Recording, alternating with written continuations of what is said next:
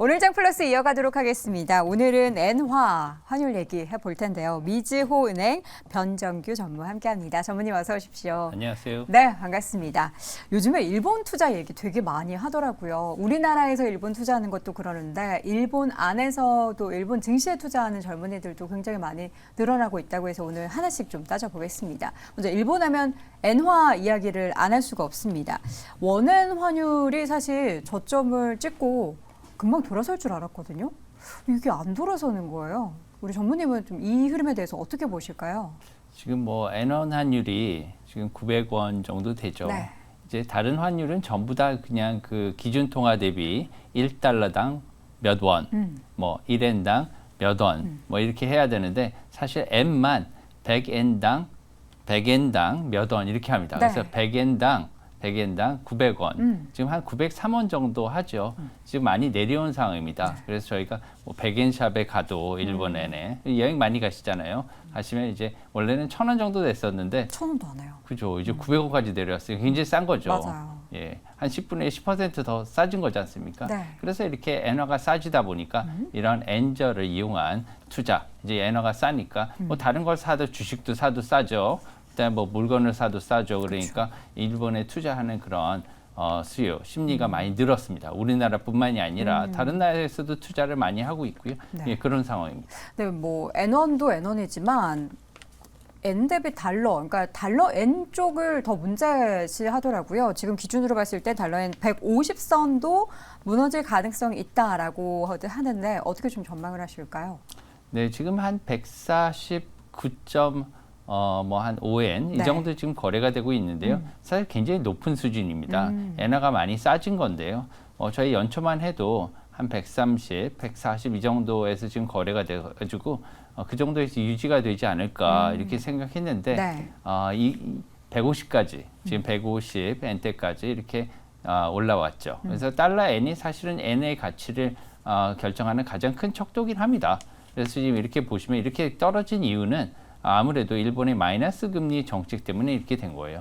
왜냐하면은 이자를 받아야 되지 않습니까? 뭐 통화도 투자 자산이기 때문에 어떠한 뭐 엔화 자산에 엔화를 갖다 예금을 하면 이자가 나와야 되는데 마이너스 금리입니다. 지금 마이너스 0.1%이기 때문에 네. 다른 통화들과 달리 이자가 없기 때문에 다른 나라 국가들이 계속해서 금리가 올라가면요 엔화는 상대적으로 더 싸지는 거예요. 예, 그렇기 때문에 지금 이렇게 달러당 150엔까지 이렇게 올라왔고요. 한 2주일 전에는 일본은행이 너무 걱정이 많지 않습니까? 이렇게 이 엔화가 싸주니까 뭐 약간의 개입을 한 것으로 이렇게 보였지만 사실 공식적으로는 부인을 했어요. 부인을 했지만 아무래도 이제 뭐 명확하게 이렇게 엔화 가치가 엔화 환율이 뚝 떨어졌기 때문에 하루에 걸쳐서 그 개입을 한 것으로 이렇게 보이고요. 하지만 개입의 실효성이 가장 중요합니다. 지금 이제 개입의 실효성이 별로 없어서 그때 당시에 개입할 때 엔화 환율이 149.6엔 수준이었어요. 근데 지금 다시 내려왔다가 다시 올라왔거든요. 거의 같은 수준으로 네. 올라왔기 때문에 의미가 실효성이 많이 떨어진 상황이에요. 그럼 일본 정부는 뭐 대책이 없을까요? 뭐 관련해서? 대책을 갖다가 마련을 해야겠죠. 사실은 대책이라면은 실질적인 대책은 금리를 올리는 방법. 그런데 지금 계속 안 올리고 있잖아요. 예, 못 올리는 여러 가지 문제가 이유가 있습니다. 있죠. 이유가 왜 그러냐면 지금 엔화가 좀 싸야지요. 엔화가 싸야지 수출이 잘 됩니다. 잘 예. 되고 있고요, 예, 실제로도. 잘 되고 있고 두 번째는 엔화가 좀 이렇게 싸야지 달러당 1달러당 엔화가 뭐 한 130, 140 옛날에는 100대까지도 있었어요. 120, 130, 140 이렇게 좀 엔화가 싸져야지 외국인들이 와서 소비도 합니다.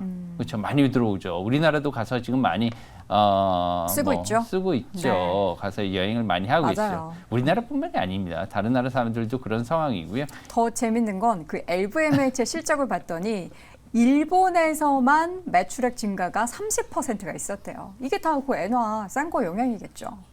많이 가서 사셨나 봅니다. 예. 이 보면은 그래서 일본 경제가 그럼 실제로 어떻게 좀 살아나고 있는 건가요, 지금? 글쎄요, 조금 예전보다는 나은 상황이죠. 네. 왜냐하면 일본의 물가 상승률이 현재 지금 3% 이상을 유지하고 있고요.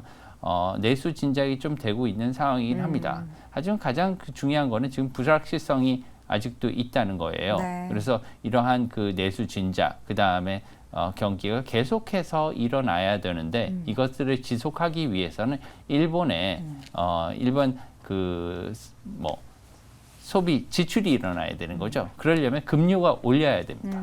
월급이 올라야 되는 네. 거죠. 그래서 이제 물가 상승을 통해서 이제 월급을 올리려고 일본 정부가 굉장히 노력을 하고 있는데 이것은 두고 봐야 될 측면이죠. 네, 보면은 워런 버핏도 일본 시장에 굉장히 많은 투자를 하고 있습니다. 최근에는 이제 뭐 금융주 투자한다라는 얘기까지 전해지고 있는데 일본 증시도 유례없는 호황이 지금 펼쳐지고 있는데 일본 증시에서 주도주는 어떤 쪽일까요?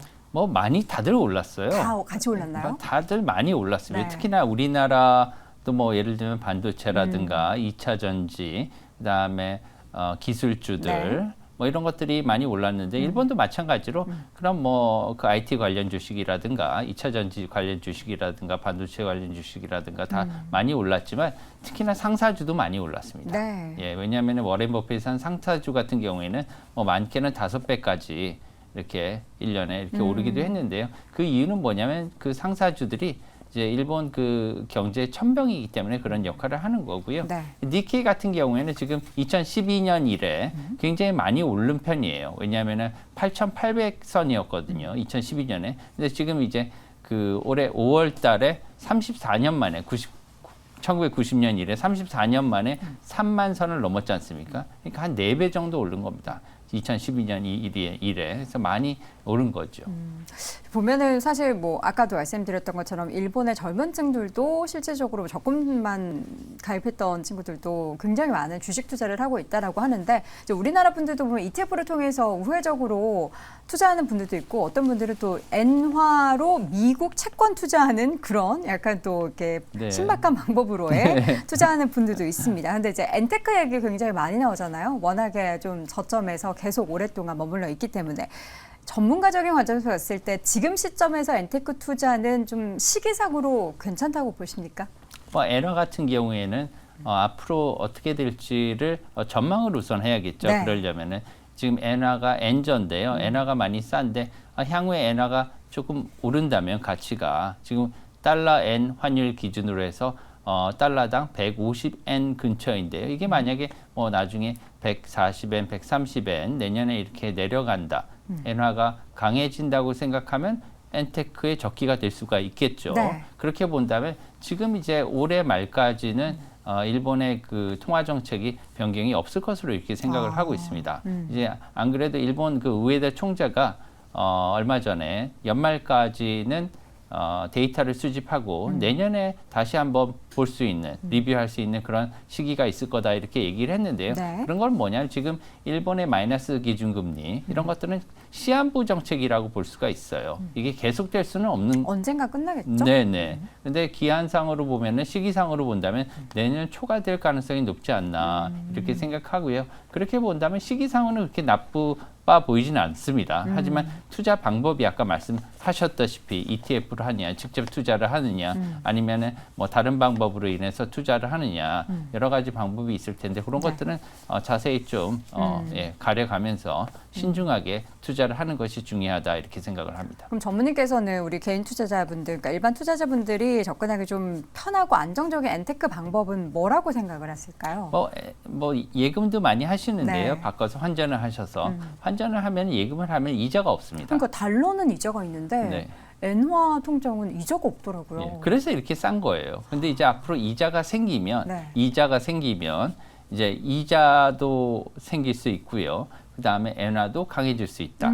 그런 방향으로 가야 되는 거죠. 그래서 지금만 보지 마시고 네. 앞을 봐야 되는데 지금 당장은 이자가 없습니다. 이제 금과 마찬가지죠. 금도 이제 갖고 계시면은 거기서 이자는 나오지 않습니다. 그렇지만 안전자산이긴 하죠. 그래서 제 생각에는 앞으로는 그 뭐 필요하신 수요가 있으시면 어느 정도 마련해 놓으시는 거는 상관이 없다. 하지만 ETF를 통해서 하실 때는 여러 가지 그 개별 주식이나 니케이에 대해서 좀 공부를 많이 하시고 하시는 게 좋을 것 같고요. 그런 측면에서 니케이는 조금 더 오를 소지는 있어요.